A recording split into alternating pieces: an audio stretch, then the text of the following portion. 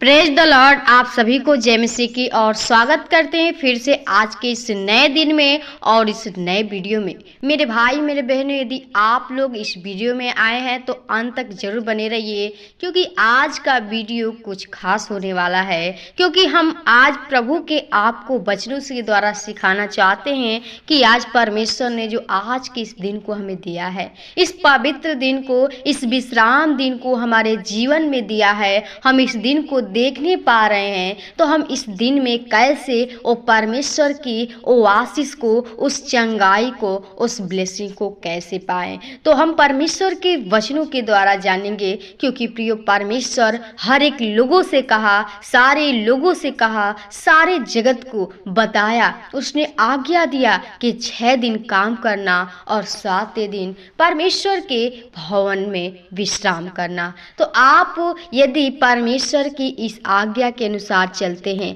परमेश्वर आपके जीवन में बहुत ऐसे कार्य करेंगे।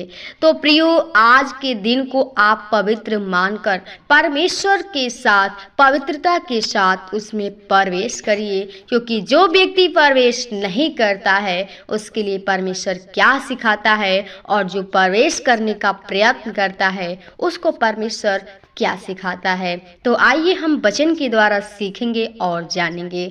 पढ़ेंगे वचन इब्रानियों उसका 4 अध्याय का 11 पद। लिखा है कि अतः हम उस विश्राम में प्रवेश करने का प्रयत्न करें, ऐसा ना हो कि कोई जन उन पर उनके समान आज्ञा न मानकर गिर पड़े।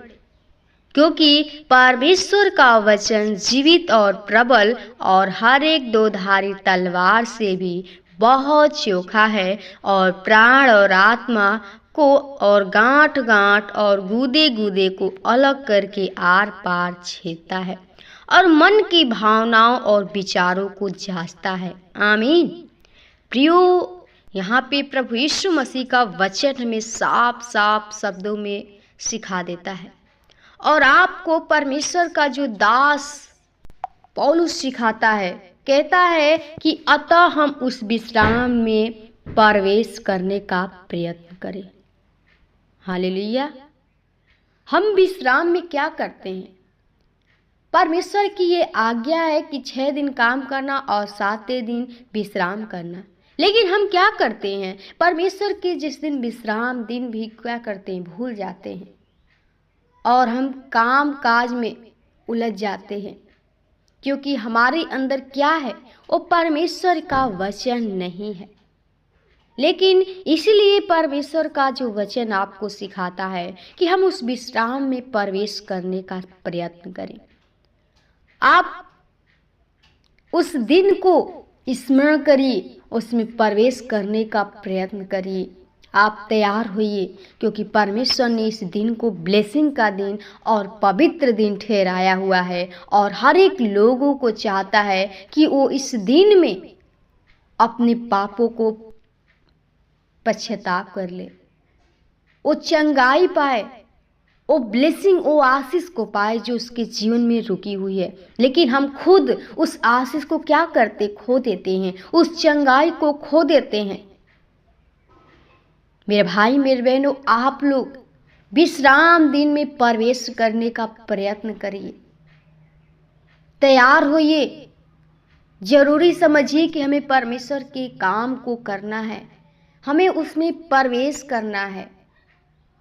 आप तुच्छ न जानिए, क्योंकि प्रियो ये परमेश्वर की आज्ञा है, और कहता है ऐसा न हो कि कोई जन उन के समान आज्ञा न मानकर गिर पड़े। कौन? जो व्यक्ति परमेश्वर की आज्ञा को तोड़कर क्या करते हैं? गिर जाते हैं, वो दुख विपत्ति में चले जाते हैं। वो शैतान उनको क्या करता है? उस लालच में घेर लेता है। हम सोचते हैं कि आज नहीं जाएंगे, धन इतने कमा लेंगे, इतने पैसे कमाएंगे।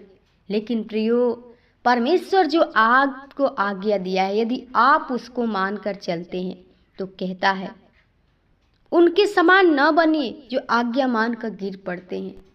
बहुत सारे ऐसे लोग हैं जो परमेश्वर की जो वचन को तुच्छ जानते हैं। उनको बार बार बताया जाता है कि आप परमेश्वर की इस विश्राम दिन को, पवित्र दिन को स्मरण करिए। लेकिन जो व्यक्ति नहीं करता है वही गिर जाता है और सोचता है कि हमारे जीवन में कहाँ से दुख विपत्ति परेशानियाँ आ रही हैं। और 12 पद में लिखा है, क्योंकि परमेश्वर का वचन जीवित और प्रबल और हर एक दोधारी तलवार से भी बहुत चोखा है। प्रियो, परमेश्वर का जो वचन है जीवित वचन है, चंगाई वचन है, आशीष का वचन है, और जो इस वचन को ले लेगा वो प्रबल, कहता है कि एक दो धारी तलवार से, दो धारी तलवार देखे होंगे आप, जो दोनों तरफ से काटता रहता है, कहीं से उसका जगह नहीं है।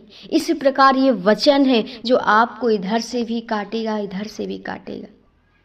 बहुत चोखा है, समझते, बहुत चोखा है। और कहता है और प्राण और आत्मा को, गांठ गांठ और गूदे गूदे को अलग करके आर पार चेतता है, आर पार कर देगा।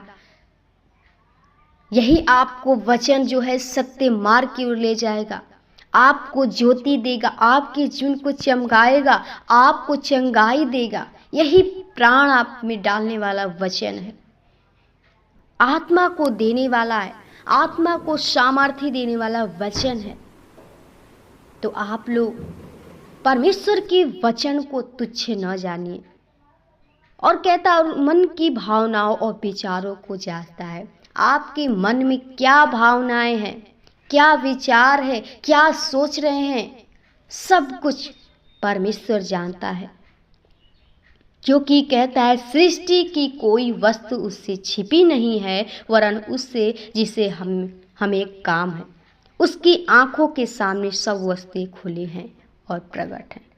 हम लोग सोचते हैं परमेश्वर नहीं देख रहा है, लेकिन प्रियो, परमेश्वर ने सारे सृष्टि का रचना किया है और वो पृथ्वी के सारे वस्तु को दिखता है। आप क्या कर रहे, परमेश्वर की आंखें आपके ऊपर खुली हुई हैं।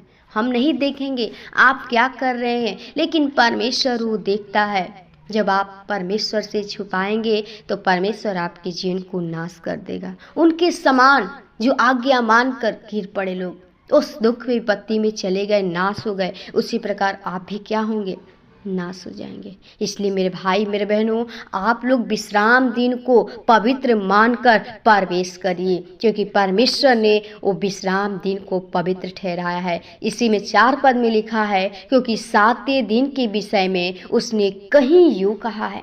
परमेश्वर ने 7वें दिन को अपने सब कामों को निपटा करके विश्राम किया। हालेलुया। परमेश्वर ने भी क्या किया, 6 दिन सृष्टि का रचना किया। एक दिन आकाश पृथ्वी को बनाया, हर चीज को जब बना लिया, 6 दिन में काम को किया, सब कुछ खत्म कर दिया। उसके बाद 7वें दिन क्या किया, विश्राम किया, और इस दिन को विश्राम दिन ठहराया और आशीष दिया। परमेश्वर आपको आशीष देने के लिए बुलाते हैं, लेकिन हम क्या करते हैं, इसलिए हम उस आशीष से वंचित हो जाते हैं। हमारे जीवन में वो रुकावटें आते हैं, वो आशीष की कमी हो जाती है, हम उस कर्ज में चले जाते हैं। क्यों? क्योंकि शैतान के हम काम को करते हैं, परमेश्वर के वचन को, आज्ञा का उल्लंघन करते हैं, छोड़ देते हैं। लेकिन मेरे भाई मेरे बहनों, मैं आपको आज के इस मैसेज से आपको सिखाना चाहती हूँ कि आप लोग परमेश्वर में बने रहिए। आप परमेश्वर की इस विश्राम दिन को न भूलिए, क्योंकि आज का ही दिन जो है परमेश्वर ने ठहराया है, और आपको आज ही के दिन वो चंगाई, वो ब्लेसिंग, वो सब कुछ आपको मिलेगा यदि आप पवित्र दिल से परमेश्वर की आराधना करते हैं। तो आप लोग परमेश्वर के पवित्र दिल से आराधना करना सीखिए। अपने आप को पवित्र करिए, परमेश्वर के सामने पवित्रता के साथ जाइए, अपने पापों को पश्चाताप करिए। फिर देखिए आपके जीवन में हर समस्या का हल हो जाएगा। आपके जीवन में जो आशीषें रुकी हुई हैं, परमेश्वर आपको उस ब्लेसिंग को भर देंगे, वो बारिश की तरह जो आप गिन नहीं सकते हैं। वो चांद तारों को गिन लीजिए जो गिन नहीं सकते, वैसा प्रभु आपको आशीष देने के लिए बुलाता है। कहता है कि मैं तुम्हारे लिए क्या करूँगा, मैं ही बरसाऊँगा। प्रियो, हमारा परमेश्वर हमें बनाया है, हमें जीवन को दिया है, तो आपका रक्षा वही करने वाला है, वही जीवन, अनंत जीवन देने वाला है। तो आप इस धन संपत्ति के चक्कर में न जाइए, आप परमेश्वर में बने रहिए, क्योंकि ये धन संपत्ति, ये मकान हमें उस स्वर्ग में नहीं पहुंचा सकती है। आपको यदि पाना है तो उस अनंत जीवन, उस उद्धार को पाइए, क्योंकि अनंत जीवन ही उस स्वर्ग में मिलेगा। और जब आप इसको पालेंगे तो आप आनंदित होंगे, अमर हो जाएंगे। तो आप लोग परमेश्वर की आज्ञा को न भूलिए और उसके वचन के अनुसार चलना सीखिए। परमेश्वर आपको ब्लेसिंग देंगे।